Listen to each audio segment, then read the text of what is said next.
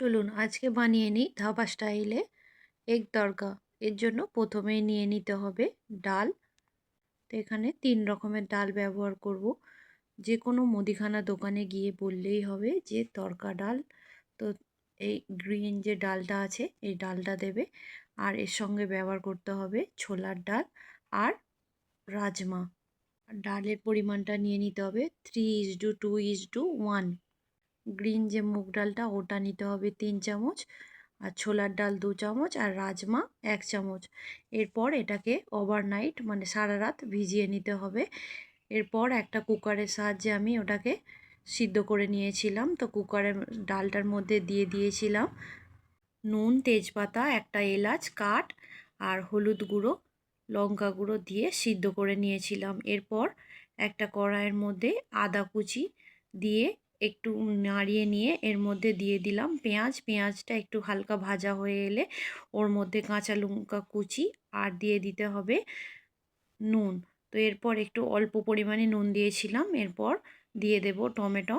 Tomato দিয়েও একটু জলটা মেরে নেব, টমেটোর যে এক্সট্রা জলটা সেটা মেরে নেব। নেওয়া হয়ে গেলে এর মধ্যে আমি দিয়ে দেব লঙ্কা গুঁড়ো, হলুদ গুঁড়ো আর জিরে গুঁড়ো দিয়ে একটু মশলাটাকে আমি কষিয়ে নেব। কষানো হয়ে গেলে এর মধ্যে যে কসুরি মেথি পাতাটা দিয়ে নেব, দিয়ে হাতে করে গুঁড়িয়ে আরেকবার হাতে করে মলচে নেব। মলচে নিয়ে এর মধ্যে দিয়ে দেব। এরপর একটু নাড়িয়ে এর মধ্যে দিয়ে দেব ডিম। ডিমটাকে ফাটিয়ে আমি দিয়ে দিলাম। এখানে আমি 2টো ডিম ব্যবহার করেছি।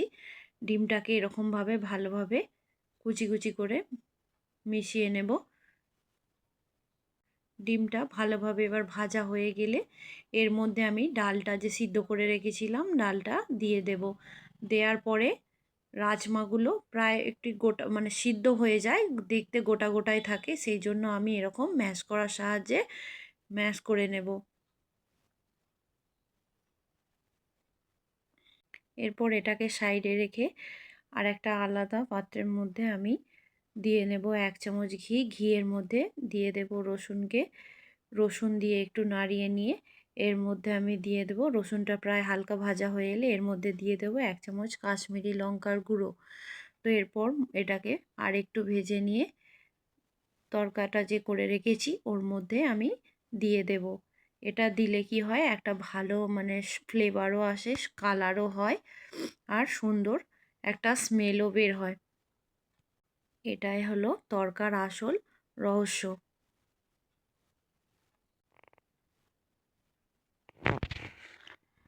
এরকমভাবে করলে কি হয়, পুরোপুরি ধাবার মতো দেখতেও যেমন হয় খেতেও হয় অপূর্ব স্বাদের।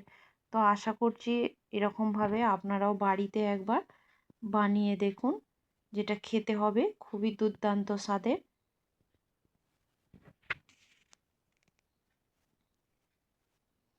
দেখতেই পাচ্ছেন কালারটা কত সুন্দর এসেছে।